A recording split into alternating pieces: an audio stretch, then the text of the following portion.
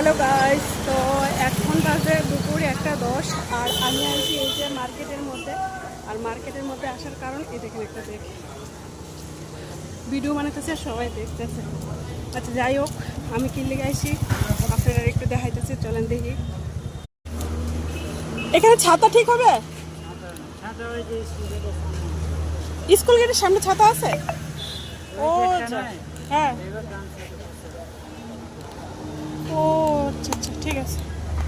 তো এখানে ব্যাগ নিয়ে আসলাম, ছাতা ঠিক করাইতাম। উনি শুধু জুতা ঠিক করে এই জায়গাটার মধ্যে, কিন্তু খুব কম রেটে করে দেয়, এই কারণেই শুধু আসা। এখন বলছে এখানে হবে না, সামনে। আর ওইদিকে দেখেন, দেখাচ্ছি, এইখানে দম বিরিয়ানির দোকান।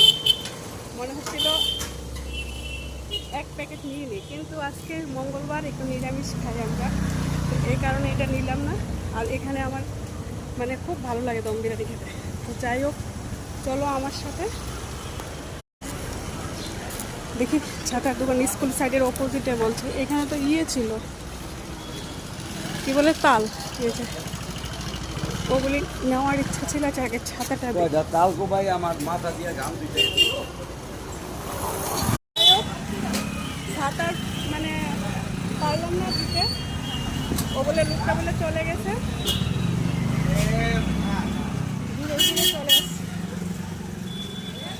ভালো হয়েছে, আবার আসতে হবে সন্ধ্যার টাইমে। যা রোদ্রু বাইরে, মানুষ বসে থাকবে কীভাবে। তো চলো যাই, ভাবছি একটু তালের যে ডাবগুলি, ওগুলি কিনবো। ডাব না, মানে তালের ডাব। দেখি কত টাকা করে ওগুলি। রিলসে সরবা নাকি? হ্যাঁ, দেখতে তো তোমার কামাই হয়ে যাবে। হ্যাঁ, তো অনেক টাকা কামাই হয়ে জায়গা লাগলে বইলো।